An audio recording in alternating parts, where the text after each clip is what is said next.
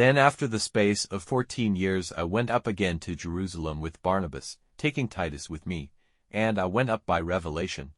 And I put before them the good news which I was preaching among the Gentiles, but privately before those who were of good name, so that the work which I was or had been doing might not be without effect.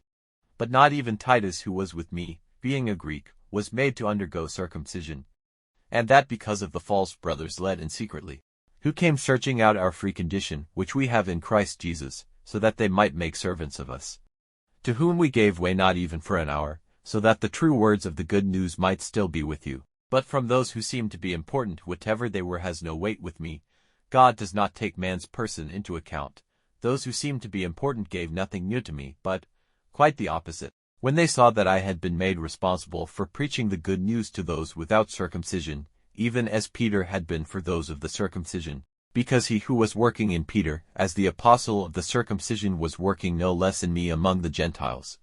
When they saw the grace which was given to me, James and Cephas and John, who had the name of being pillars, gave to me and Barnabas their right hands as friends, so that we might go to the Gentiles, and they to the circumcision.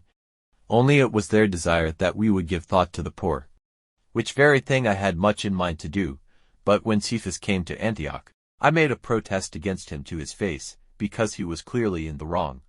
For before certain men came from James, he did take food with the Gentiles, but when they came, he went back and made himself separate, fearing those who were of the circumcision. And the rest of the Jews went after him, so that even Barnabas was overcome by their false ways.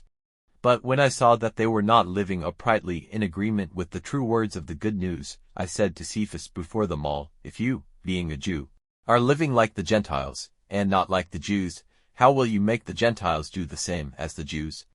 We being Jews by birth, and not sinners of the Gentiles, being conscious that a man does not get righteousness by the works of the law, but through faith in Jesus Christ. We had faith in Christ Jesus, so that we might get righteousness by faith in Christ, and not by the works of the law, because by the works of the law will no flesh get righteousness. But if, while we were desiring to get righteousness through Christ, we ourselves were seen to be sinners, is Christ a servant of sin?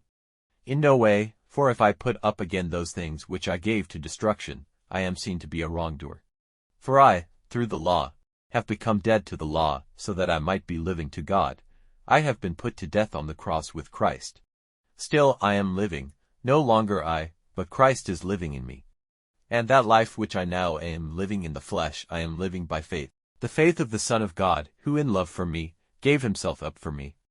I do not make the grace of God of no effect, because if righteousness is through the law, then Christ was put to death for nothing.